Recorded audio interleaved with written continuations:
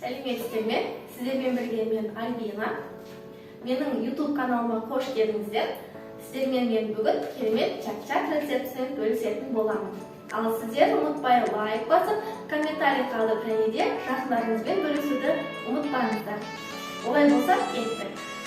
Бізге чак-чакқа ең әуелі жұмыртқа, ұн, құм шекер және де жарты шай қасық сода, ас содасы және піскен соң араластыратын сушилка керек.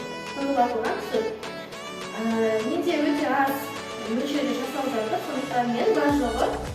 Ал егер сіздерде адам саны көп болатын болса, жұмыртқа санын және қажетті керек ас-түктердің санын көбейтсеңіздер, артықсаңдар болады.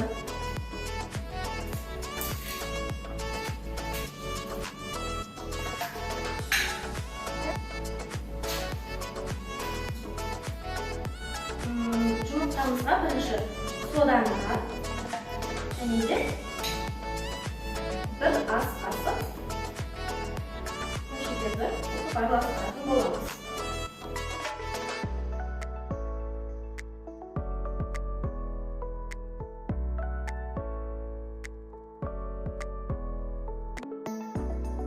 Жұмыртқадан дайындалған массамыз дайын. Енді оған ұн салып қамыр егетін боламыз.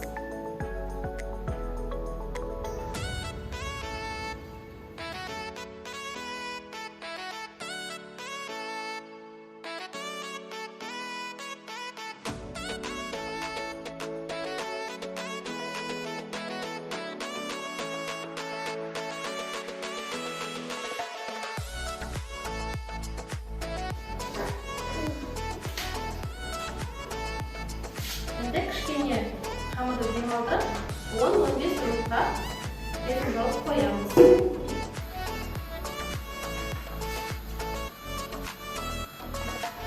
Осымен біздің қамырымыз дайын.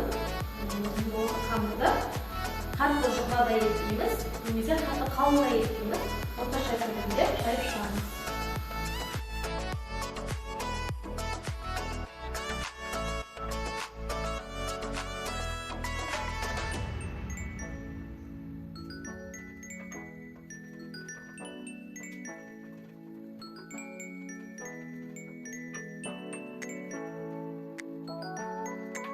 Қамырымызды жайып болдық. Енді мұны кесеміз. Кескенде арасына көбірек ұн себесіздер, себебі бұлтасы қабатта болғаннан кейін жарысып қалуы мүмкін.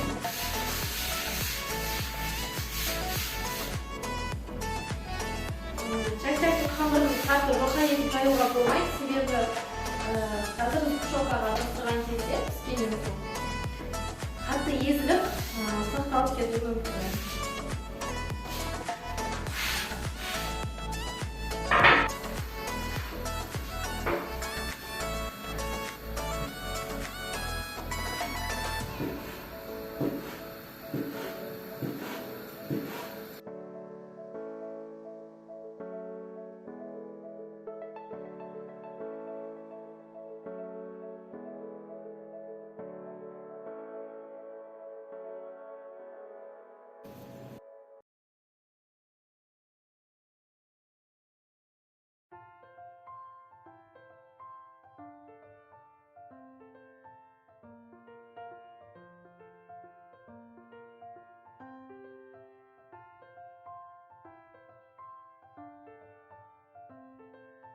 Дайын болған қамырларымызды қатты отта қысып тұрған майда пісіріп аламыз.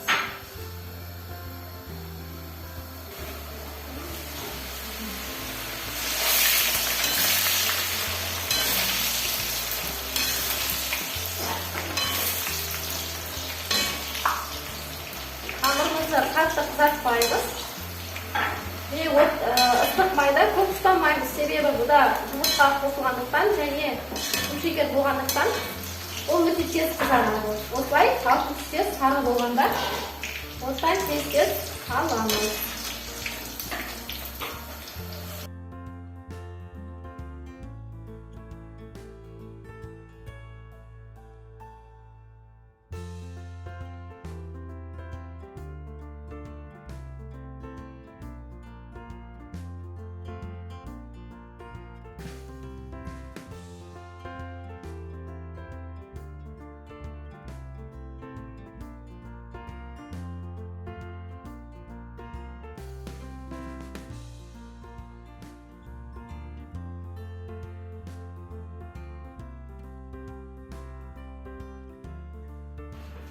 Біздің чак-чагымыз дайын. Ыстық майда пісіп шықты. Енді біз оған сгущенканы араластыратын боламыз.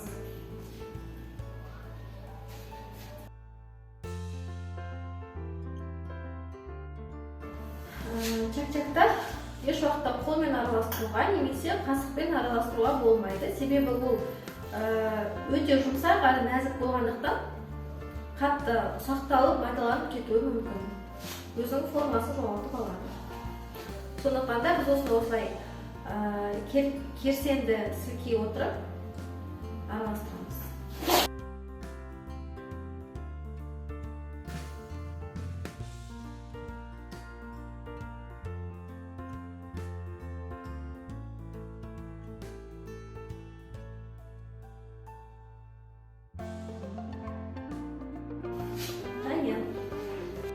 Осымен біздің өте дәмді әрі өте нәзік чак-чагымыз дайын.